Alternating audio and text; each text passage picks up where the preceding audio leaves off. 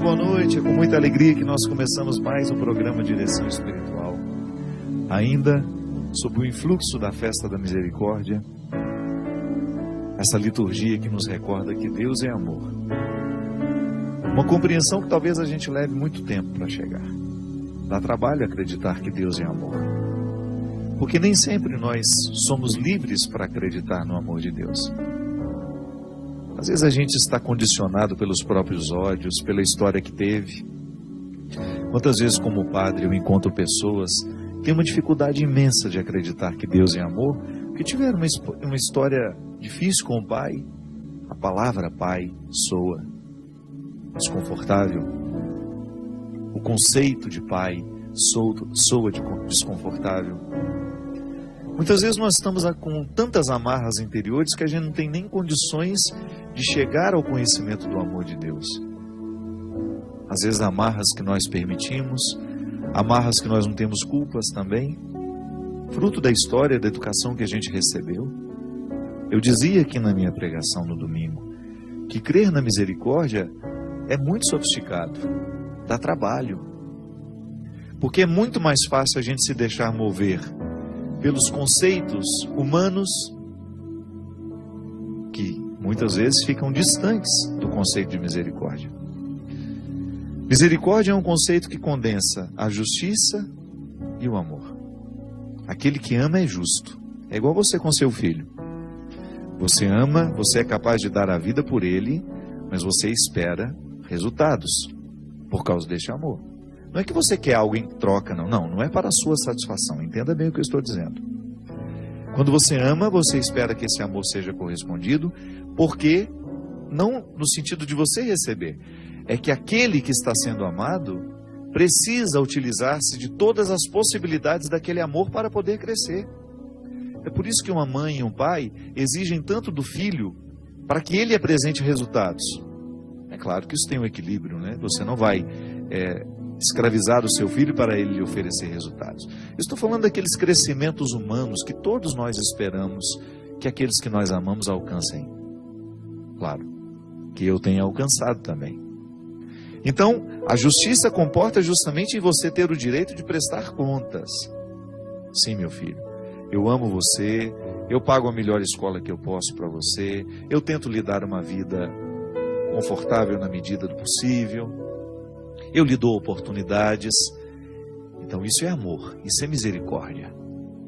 Eu estou atendendo a esse chamado que o amor me faz. Você é especial para mim. E é gratuito isso que eu faço, eu não estou fazendo para te cobrar. Mas por outro lado, eu quero ver a repercussão disso em você. Porque você merece a repercussão de tudo isso. Faz parte do meu amor eu ser justo. Eu quero ver o que você está fazendo dentro da sua escola, qual a oportunidade que você está tendo. É assim que Deus nos ama. Sempre nos dando, de maneira muito gratuita, o seu amor, como diz essa música. Eu não tenho o direito de dizer que Deus me ama mais que você, ainda que você tenha uma vida absolutamente errada, ainda que você seja um criminoso, ainda que você seja uma pessoa que já se perdeu em todos os sentidos da vida. Todos os aspectos da vida você pode ter e tem o direito de dizer: eu sou um caso perdido em muitas coisas, porque no primeiro momento a gente acredita nessa bobagem, que a gente é um caso perdido. Pode ser que você já tenha experimentado o fundo do poço, pode ser que você esteja nessa atual situação de muito pecado, de muitas desordens interiores, morais, afetivas, mas você pode ouvir isso com a mesma intensidade com que eu escuto hoje.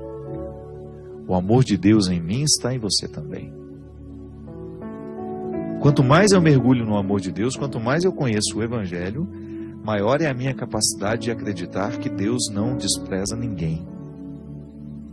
No primeiro momento Ele ama, Ele encontra, Ele abraça, Ele traz, Ele faz ser próximo, Ele faz descer da árvore, Ele retira da multidão. O amor de Deus é intenso. E no primeiro momento Ele não pergunta nada, absolutamente nada. Ele apenas acolhe.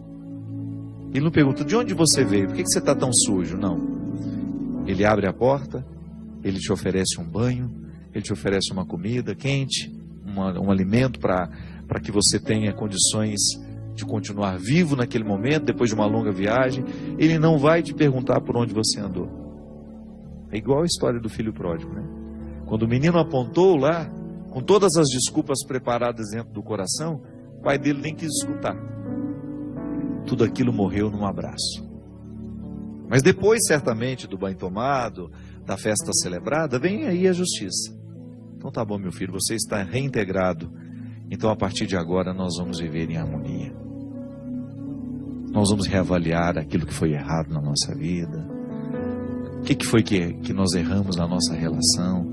Onde foi que eu errei? Onde foi que você, pai e filho ali naquele caso? Restabelecendo um vínculo que só foi possível ser reestabelecido porque num primeiro momento não houve perguntas, só houve acolhimento.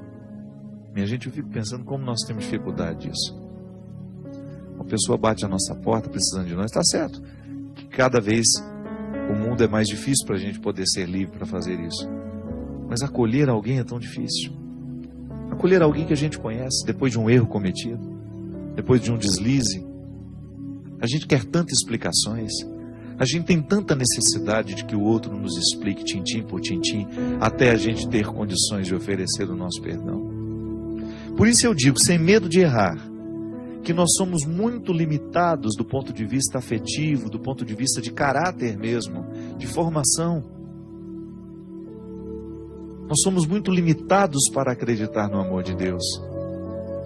E boa parte da vida, às vezes, passamos pensando que o amor de Deus é uma moeda de troca. Eu faço tudo certo para Ele me amar também. E quando erro, não tenho condições de acreditar que Ele me ama. E porque não tenho condições de acreditar que Ele me ama, quando erro, vou fazer a mesma leitura do outro. E vou colocar isso no coração do outro. Olha, se é um caso perdido, não adianta você querer insistir. Deus já te julgou fora. Como é que a gente faz isso com o outro? Com a nossa palavra, com a nossa arrogância, com o nosso equívoco. Quantas vezes nós fazemos pregações que, em vez de trazer o outro, expulsa? O Papa Francisco tem feito um esforço grandioso. Aliás, semana que vem nós vamos falar sobre isso. O ano da misericórdia, com meu querido amigo Padre Joãozinho. Tantas coisas são difíceis ao coração humano. O Papa sabe disso. A sensibilidade do Papa em querer um mundo mais fraterno, em querer abrir as portas de nossas casas para receber os que precisam de nós. O Papa tendo coragem de encontrar os diferentes dele, marcando encontro com pessoas que a gente jamais imaginava que ele um dia iria receber, querer contato com essas pessoas. O mesmo movimento que Bento XVI fez e que chamou muita atenção do mundo, no momento em que ele foi a Israel e que ele fez questão de se reunir, de ser recebido pelos líderes das 3 maiores religiões do mundo, os islâmicos, os judeus. O encontro das 3 maiores religiões do mundo. Essa proximidade, sabe, só o amor de Deus é que nos dá condições. A gente jogar por terra as nossas armas e a gente usar a única arma que realmente Jesus autorizou, que é o nosso amor, a nossa misericórdia, sim, que comporta a justiça, mas no primeiro momento é acolhimento. Eu não posso, igual você com seu filho, às vezes você tem um esforço danado, você quer que o seu filho participe da igreja, mas você o expulsa cada vez que você chega de casa, com seu jeito de ser. Como é que você expulsa ele da sua casa? Você expulsa daquela igreja que você gostaria que ele pertencesse. Às vezes nós queremos fazer a religião entrar goela abaixo dos nossos filhos. A maneira mais eficaz que a gente tem de educar um filho para a religião é ensinando ele desde pequeno a espiritualidade, que é a alma da religião. É o grande presente que as religiões podem nos dar, espiritualidade, que é o que nos sustenta, é o que nos mantém em pé. Que é a minha capacidade de amar os meus amigos, de me doar por eles, de ser capaz de fazer sacrifícios pela felicidade deles. De viver isso dentro da minha casa, construir a nossa casa um lar, tornar a nossa casa um lar, onde a partilha, a solidariedade são realidades. onde a gente esquece, a gente quebra o poder das maldades do mundo dentro de casa. Como as mulheres faziam no tempo da escravidão no Egito. Elas fechavam as portas de suas cabanas ali, de seus aposentos, né? Era o único lugar onde o opressor não prevalecia. Quando a gente fecha as portas da nossa casa, a gente tem que ter o direito, sim, de fechar as portas da maldade. A gente tem que fechar as portas da mentira, da hipocrisia, da morte, do vício. Porque a nossa casa é o lugar onde este amor é aprendido. É o que diz o Evangelho de hoje. Olha que beleza isso aqui. Palavra do Evangelho de hoje. Se você foi à missa, você ouviu. Se você não foi, tem a oportunidade de acompanhar agora. É João 3, versículo 16 a 21. João, capítulo 3, versículo 16 a 21. De fato, Deus amou tanto o mundo que deu o seu Filho único para que todo o que nele crê,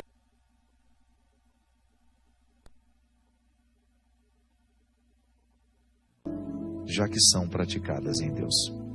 A nossa casa tem que ser esse território da luz. O nosso coração tem que ser esse território da luz. Para que a gente abra, que a gente faça valer essa verdade da salvação do mundo, que só tem sentido quando eu particularizo essa salvação. Esse mundo sou eu antes de qualquer coisa. Um mundo que precisa ser salvo, que já está aqui oferecida a mim essa salvação, na manifestação gloriosa de Jesus. Nós estamos vivendo o tempo pascal. A ressurreição de Jesus é essa manifestação gloriosa da sua salvação. Deus nos salva. Essa salvação é minha, é sua. Nós tomamos posse disso. Como? Iluminando a nossa vida com os conceitos do ressuscitado. É por isso que a Eucaristia precisa estar unida à palavra. A palavra é também eucarística. Essa palavra que a gente leu aqui, esse Evangelho, ele norteia as nossas ações. Ele abre as portas do nosso coração para que a gente tenha condições de compreender quem era Jesus. O que ele pretendia. E o que ele pode fazer em nós através de sua palavra hoje. Abrir o nosso coração para que a gente seja este território onde o mundo é salvo. Sabe por que isso é bonito? É tão intenso isso?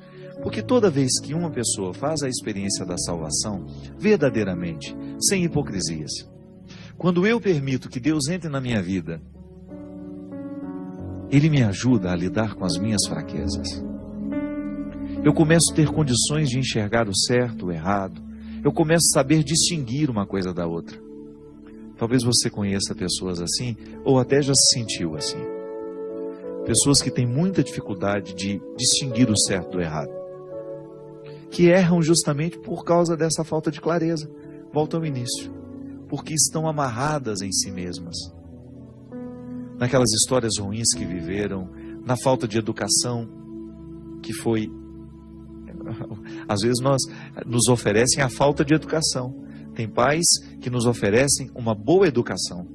Há outros que nos oferecem a falta de educação. Isso é, não nos foi dito nada. Ninguém nos ajudou a crescer. Ninguém nos ajudou a lidar com as nossas dores, com os nossos conflitos, as nossas crises normativas. Muitos de nós precisamos passar pelas piores crises existenciais sozinhos. Porque faltava aos nossos pais sabedoria, ou até mesmo uma liberdade nossa de pedir a eles uma palavra. A gente passou boa parte dos nossos conflitos escondido dentro dos nossos quartos, chorando nos nossos travesseiros. Eu posso dizer isso. Quantos conflitos eu precisei enfrentar sozinho, porque me faltava um amparo. Não é porque eles não queriam me dar, porque também não tiveram. Então, quando eu tomo posse dessa palavra, que tem o poder de me transformar, eu corro atrás desses prejuízos. Deus entra na nossa vida, minha gente, e o bem que Ele provoca é tão intenso, que é capaz de cobrir essa multidão de pecados que ficou para trás. Pecados os mais diversos. Eu pequei contra mim muitas vezes. Eu pequei contra a minha história muitas vezes. Tantas vezes eu desanimei, eu não busquei, eu não lutei. Eu fico pensando hoje, tendo a idade que eu tenho 44 anos, quanta coisa eu deixei de aprender por preguiça, porque não me empenhei. Quantas coisas eu deixei de fazer, porque me faltou coragem de ir atrás, de desbravar. Prejuízos intelectuais, inclusive. Oh, meu Deus, eu poderia ter estudado um pouco mais. Por que eu não engrenei logo o meu doutorado naquela época que eu estava animado, que eu tinha mais tempo? Nós vamos fazendo escolhas. E às vezes a gente peca nas nossas escolhas. E depois a gente tem que administrar isso. Mas quando a gente tem Deus no coração, eu estou falando de um exemplo meu. Você pode pegar a sua vida e pensar: quais foram os piores pecados que você cometeu contra você? Isto é, contra tudo aquilo que Deus lhe deu e você não cuidou. Igual a palavra dos talentos. Aquele evangelho que Jesus fala que o homem deu vários talentos a algumas pessoas, foi viajar e depois voltou para saber o que eles fizeram com aqueles talentos. Se você for olhar para a sua vida, para as suas possibilidades, quais foram os grandes pecados que você cometeu contra você? Olha, se a gente for olhar para esses pecados, sem o auxílio do amor de Deus, que é essa misericórdia, que nos ajuda a compreender o passado com um pouco mais de leveza, a gente fica infeliz. Eu não, eu olho para o passado, para aquilo que eu deixei de fazer, para aquilo que eu deixei de aprender, para o doutorado que eu não fiz na hora certa, que hoje a minha vida nem me permite mais. Eu fico pensando que talvez eu tenha de administrar hoje os prejuízos das minhas escolhas, mas eles não me tornam, esse prejuízo não me torna infeliz, porque Deus está em mim. E Ele me faz abrir os olhos para aquilo que está acontecendo hoje, para as possibilidades que eu também tive no momento em que eu não fiz aquilo. Muita depressão, muita angústia, muita ansiedade advém disso, dessa incapacidade de olhar o passado que viveu, que foi vivido por nós, com um pouco de amor, com um pouco de misericórdia. O Cristo que vem nos salvar, isto é, Ele vem significar a minha vida. Essa salvação que eu espero ser escatológica, isso é, depois que eu morrer, eu já preciso experimentar aqui, sim. A palavra de Deus me sustenta, a minha vida religiosa, a minha vida católica, digamos assim. Ela me dá o sustento para que eu tenha condições de olhar para tudo aquilo que eu vivi, para tudo aquilo que eu deixei de viver, olhar esse pacote que é meu passado, presente, né? Meu passado e presente, que o futuro eu nem sei se eu tenho, e eu ter condições de administrar isso com leveza. A misericórdia me auxilia a fazer isso. Ser salvo, minha gente, é isso. A gente atualizar a salvação de Cristo na nossa vida hoje. Por isso, no domingo passado, a gente falava que a experiência da ressurreição não pode ser dissociada, separada da experiência da misericórdia. O Tomé, ao pedir a Jesus o direito de tocar nas suas chagas, ele quer fazer a experiência do ressuscitado. E ao permitir que suas chagas fossem tocadas por Tomé, Jesus já lhe ensina a lição da misericórdia, no mesmo gesto. Ele permite que aquele homem duvide. Isso é, Tomé, aproxime-se de mim como você realmente é. Não simule uma fé. Aproxime-se de mim como você verdadeiramente é. Um homem que precisa acreditar na ressurreição e que é recebido por mim, a partir dessa dúvida, de maneira misericordiosa. É assim que Deus nos trata. Toda vez que nós estivermos verdadeiramente posicionados, sem hipocrisia, porque se tem uma coisa que eu acho que nos afasta de Deus é justamente a nossa hipocrisia. Por quê? A nossa hipocrisia, ela não nos permite o encontro. Tem gente que é hipócrita até na hora de rezar e não está percebendo que está sendo. O que é a hipocrisia? É essa casca de mentira que nós colocamos entre nós e Deus. Vai lá, faz uma reza que não é a sua reza. Vai lá, faz um pedido que não é o seu pedido. Vai lá, conta uma história que não é a sua história. Para com isso. Para de imitar os outros. Reze ao seu modo.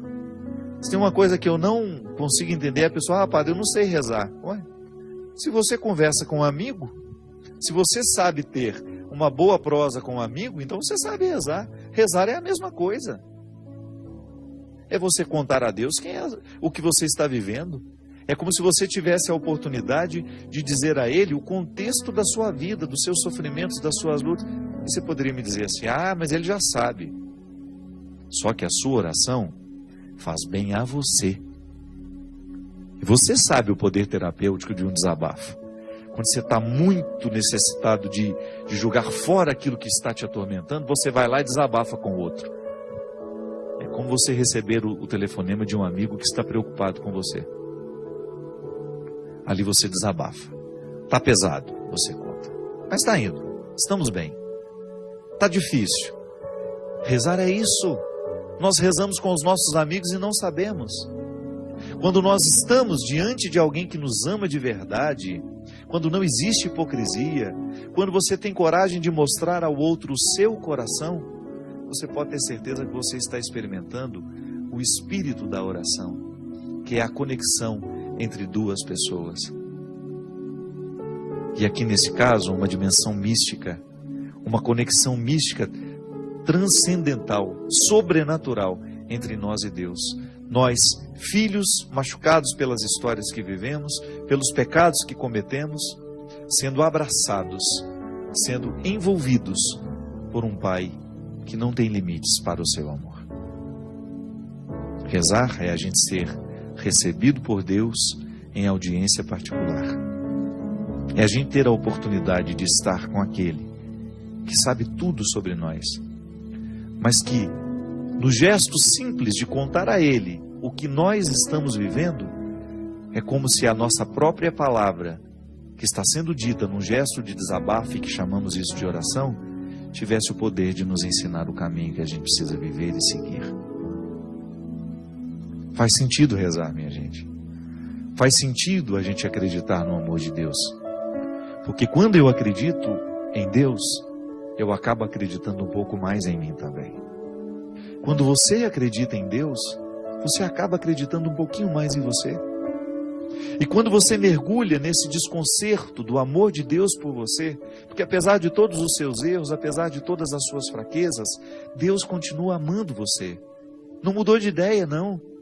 Não é o pecado horroroso que você cometeu hoje que mudou de ideia, que fez Deus mudar de ideia. A partir de hoje eu não amo mais aquela menina. Olha o que ela fez comigo. A partir de hoje eu não amo mais aquele rapaz. Olha o que ele fez. Não. Aproxime-se. Ele não vai nem perguntar o que você fez. Ele vai te abraçar, vai te oferecer um banho, um banquete, uma festa. E depois que tudo passar e você já sentir-se em casa novamente, acolhido no coração dele, vocês voltam a conversar e acertar os pontos. Porque entre a sua consciência e Deus não cabe nenhuma mediação. É você e Ele. Eu posso até te absolver do seu pecado pelo Padre, pelo poder sacerdotal que eu tenho, pelo Padre que eu sou. Mas essa mediação entre a sua consciência e Deus, eu não posso fazer. Como dizia o sábio, entre o último suspiro,